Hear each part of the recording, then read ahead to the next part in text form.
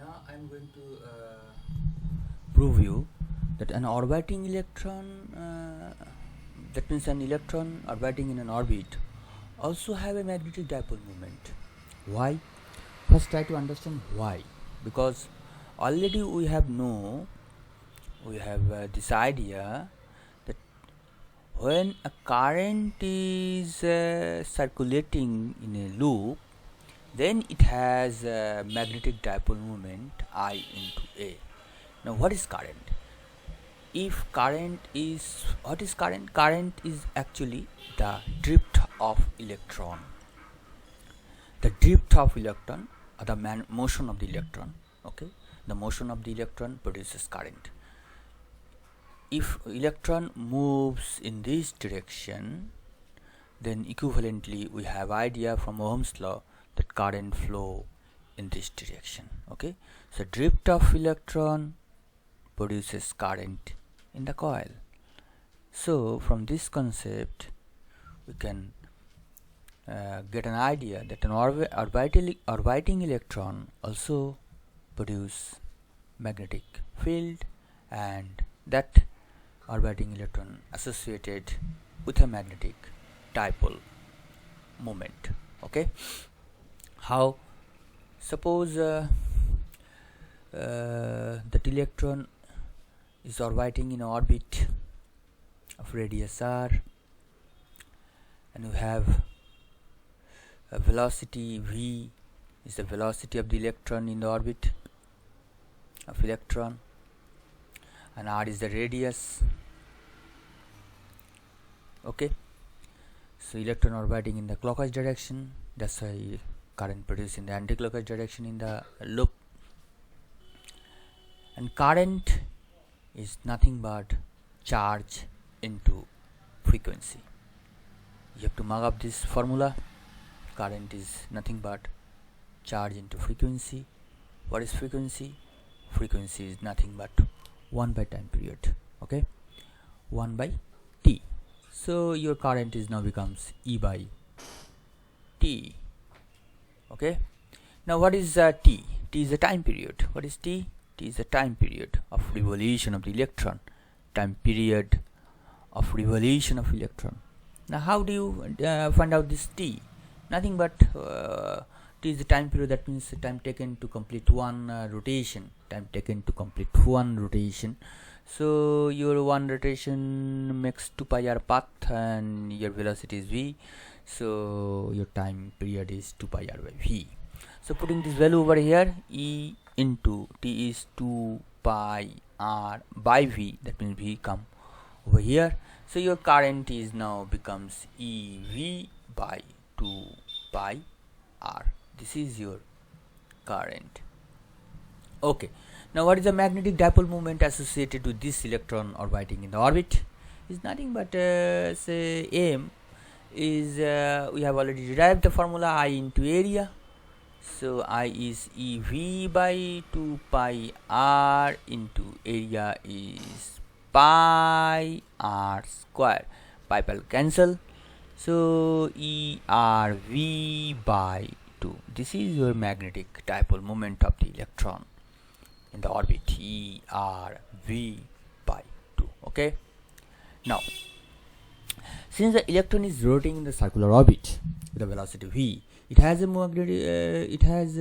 linear momentum p is mass into velocity, and since it is rotating in the circular orbit, so it has an angular momentum is nothing but linear momentum into radius, that is mvr. This is the angular momentum of the electron in the circular orbit. Okay now, so angular momentum L is mvr, and here both tells us that angular momentum of the electron in any orbit is nothing but nh by 2 pi. That means angular momentum is quantized, where n is principal quantum number, that is a serial number of the orbit. Okay, if the electron is in the first orbit, then n is equal to 1. If it is in the second orbit, then n is equal to 2, and so on. So we have RV What is RV? RV is NH by 2 pi m. Putting this value on this equation, okay, you will get m is equal to E by 2 RV NH by 2 pi m. That means N into EH by 4 pi m. This is your magnetic moment of the orbiting electron in any orbit. Okay, different orbit, electron has different magnetic moment. For fast orbit, which is called Bohr orbit, for fast orbit, when the electron is in the fast orbit, okay, N is equal to 1. So M is equal to EH by 4 pi m. This is called Bohr magneton. That is, magnetic moment of the electron in the fast orbit is called the Bohr magneton. If you calculate the value, you will get the result. Okay, putting the value E is 1.6 over 10 to the power minus 19 coulomb, and H is 6.624 into 10 to the power minus 34 joule second, and your 4 pi m is 9.1 times 10 to the power minus 31 kg. If you do the calculations, you will definitely get your Bohr magneton. And also, Bohr magneton is nothing but a magnetic moment of the fast Bohr orbit. Bohr magneton is nothing but a magnetic moment of the fast Bohr orbit. That's why its unit is ampere into meter square, I into A. Okay, so what you get from here, that in any other orbit your magnetic moment is N into mu p. That means in any other orbit the magnetic moment is quantized. That means it cannot be any values. It is quantized. That means for the fast Bohr orbit, that is, if the electron in the first orbit, your N is equal to 1, so magnetic moment is only mu b. If the electron is in the second orbit, your magnetic moment becomes 2 into mu b. That means 2 times Bohr magneton. Or third orbit, magnetic moment is 3 times Bohr magneton. That means magnetic moment vector is also quantized. Okay, but you know that you have in atom, okay, in atom there are several electrons. Each electron has a magnetic moment. Okay, so if we vector sum this magnetic moment, okay, then you get the total magnetic moment of the atom. That is, if we vector sum the magnetic moment of the individual electron, you will get the total magnetic moment of the atom. Okay, this is total magnetic moment of the atom. That means atom behave like a magnet. That is, for atom, it has some magnetic moment.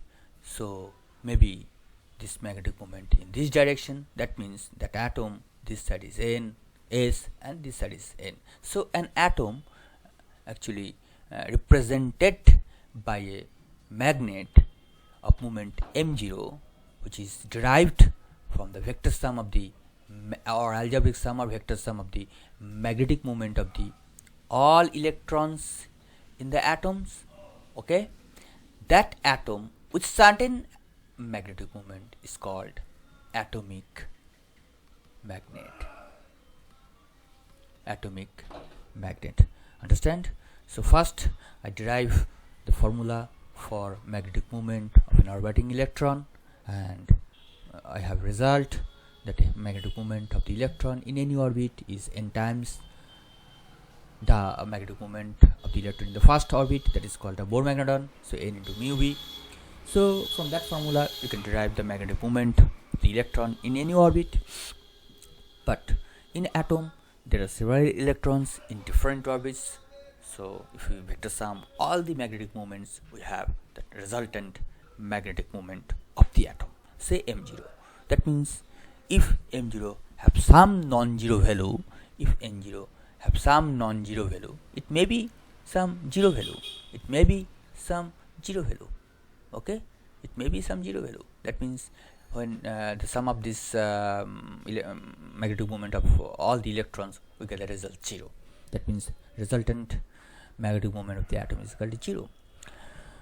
Or maybe it is it have some non-zero values. For that kind of material for which individual atom have some non-zero magnetic moment, then that atom can be represented by a magnet, and that magnet is called atomic magnet. Okay, that magnet is called atomic magnet.